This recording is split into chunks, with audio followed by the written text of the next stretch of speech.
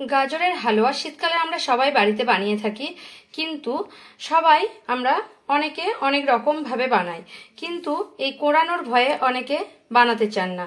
আর এই কোরানোর ঝামেলা ছাড়াই ঝটপট প্রেসার কুকারে কিভাবে গাজরের হালুয়া বানানো যায় সেটাই আমি আপনাদের সঙ্গে শেয়ার করব। চলুন তাহলে দেরি না করে দেখে নিই আজকের ভিডিওটি। গাজরের হালুয়া বানানোর জন্য এখানে 4টে আমি বড় বড় গাজর নিয়ে নিয়েছি, আর এগুলোকে ছুলে নিয়েছি প্রথমে। এখন গাজরগুলোকে আমি টুকরো করে কেটে নিয়েছি আর ধুয়ে পরিষ্কার করে নিয়ে নিয়েছি। এখানে আমি গ্যাসের ফ্লেমে একটা প্রেসার কুকার বসিয়ে নিয়েছি। আজ গাজরের হালুয়াটা আমি করে দেখাবো প্রেসার কুকারে। এখানে এখন প্রেসার কুকারের মধ্যে 1 চামচ ঘি আমি দিয়ে দিলাম, আর এখানে কাজু আর আলমন্ড বাদাম কুচিয়ে রেখেছি সেগুলো দিয়ে দিচ্ছি প্রথমে। এখানে আলমন্ড আর আমি কাজুটাকে ভেজে তুলে নিচ্ছি, তুলে এগুলোকে রেখে দেব।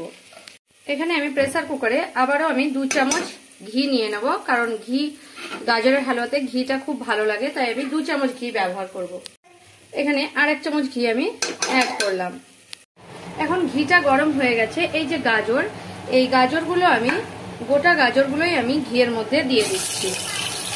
এভাবে আমি সব গাজরগুলো একই সঙ্গে প্রেসার কুকারের মধ্যে দিয়ে দিচ্ছি।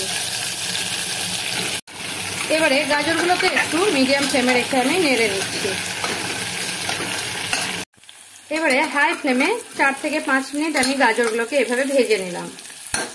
আর এরপরে আমি দিয়ে দেব গাজরের মধ্যে দুধটা। এখানে আমি দুধটা দিয়ে দিচ্ছি। এখানে আমি 1 কিলো দুধ আছে, আমি 500 দুধ এখানে দিয়ে দিলাম। আর এখানে আমি এবারে সিটি লাগিয়ে নেব, আর সিটি লাগিয়ে এটাকে আমি হতে দেব, মানে সিটি লাগিয়ে 2-3টে সিটি দিয়ে নেব হাই ফ্লেমে। প্রেসার কুকারটা একটু সিটি পড়ার পরে আমি বন্ধ রেখেছিলাম, ঠান্ডা হওয়া অবধি অপেক্ষা করছিলাম। এবারে দেখুন গাজর আর এভাবে দুধটাকে এভাবে আমি গাজরটাকে একটু এইভাবে ছান্তার সাহায্যে এভাবে ভেঙে ভেঙে নেব।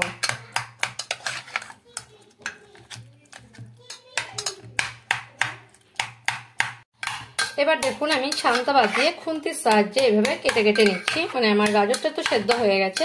এভাবে আমি ভালোভাবে একটু এভাবে খুন্তির সাহায্যে করে নিচ্ছি।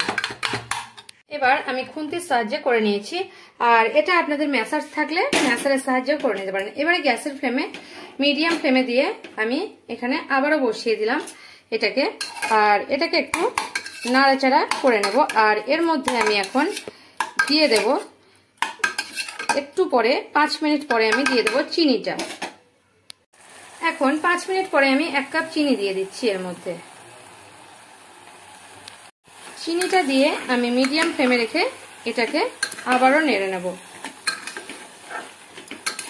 কারণ চিনি দেওয়ার পর একটু জল কেটে যাবে, চিনিটা যেহেতু গলে যাবে। দেখুন আমি 2 মিনিট পরে দেখাচ্ছি, চিনির রসটা বেরিয়েছিল, তারপর আবার শুকিয়ে যাচ্ছে ধীরে ধীরে। আর ঠিক এই টাইমে যে ভাজা বাদামগুলো আমি রেখেছিলাম সেই বাদামগুলো আমি দিয়ে দিলাম। দেখলে বুঝতে পারছেন, দেখুন ঘি ছেড়ে আসছে সাইড থেকে। এবারে বাদামগুলো দিয়ে আমি আবারও নেড়ে নেব আর 2 মিনিট। এবারে দেখুন আমার গাজরের হালুয়াটা তৈরি হয়ে গেছে। আর প্রেসার কুকারের নিচে দেখুন একদম লেগে যাচ্ছে না, ছেড়ে যাচ্ছে, মানে আমার হালুয়াটা তৈরি হয়ে গেছে।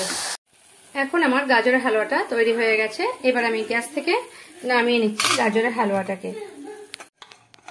এখন আমি হালুয়াটা একটা প্লেটের মধ্যে নিয়ে নিচ্ছি। দেখুন আমার হালুয়াটা কতটা সুন্দর হয়েছে আর কত তাড়াতাড়ি হয়ে গেল, কোড়াকুড়ির ঝামেলা ছাড়াই। আমার ভিডিও যদি আপনাদের ভালো লাগে তাহলে আমার চ্যানেলকে সাবস্ক্রাইব করার অনুরোধ রইল, আর কমেন্ট করে জানাবেন এই গাজরের হালুয়ার রেসিপিটা আপনাদের কেমন লাগলো। যদি ভালো লেগে থাকে তাহলে একটা লাইক করতে ভুলবেন না, আর প্রচুর প্রচুর শেয়ার করবেন।